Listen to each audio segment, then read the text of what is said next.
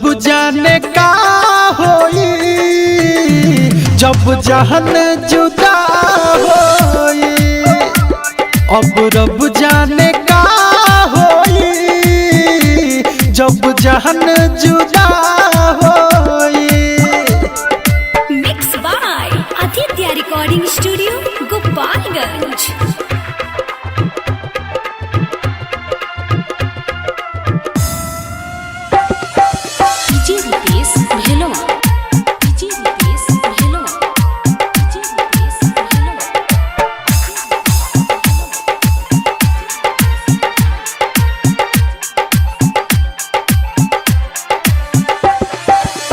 चहनी जकरा केहू करतावे शादी हो लगता कि अब हमर होई बर्बादी हो। अब जान गईनी बाउर बाईरो गवा केहू नहीं करे हम सब के बता दी हो।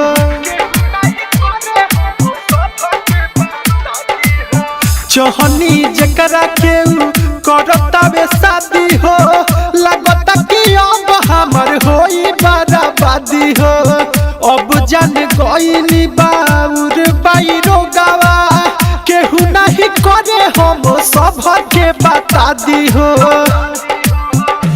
मोर जागल नसीब सोई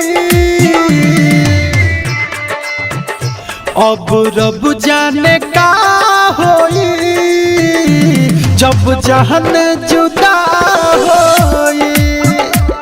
अब रब जाने का होई जब जहन जुदा होई।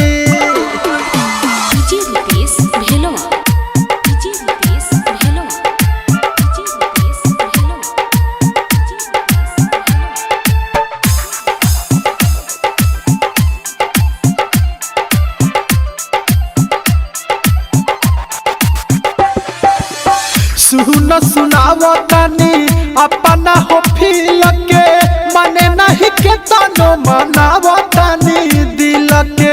भूल जइहो हम के कही के गइल ऐसे सनाथ हो अकेले में मिल के। हाँ सुन सुनावो तनी अपना हो फील के मने नहीं के तनो मनावो तनी दिल के।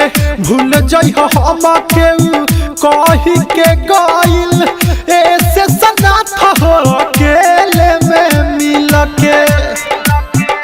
सुना रोज दीपक रोई अब रब जाने का होई जब जहन जुदा होई। अब रब जाने का होई जब जहन जुदा